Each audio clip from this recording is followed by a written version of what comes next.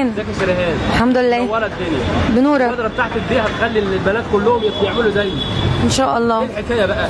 فهمينا. العريس هو اللي بيروح للعروسه ويطلب ايديها، انت دلوقتي اللي بتطلبي عريس على النت. عشان الدنيا بقت صعبه بصراحه، كل ما يجي لي عريس معهوش مثلا يجيب شقه ملك باسمه. أيوة. ما عندوش ان هو القدره ان هو يكون في اطفال، في بيت، في اسره.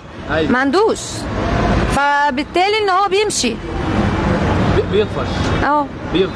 طب انت فكرتي امتى انك انت تعملي كده؟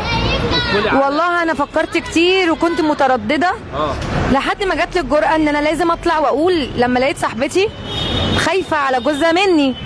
صاحبتك؟ خايفه على جوزها مني. قلت لها لا والله لا اتجوز. لازم اتجوز، ما انا ما بخرجش اصلا. ايوه. لازم الناس تشوفني عشان يجي لي مليون عريس، ما انا ما بخرجش. دايره علاقاتك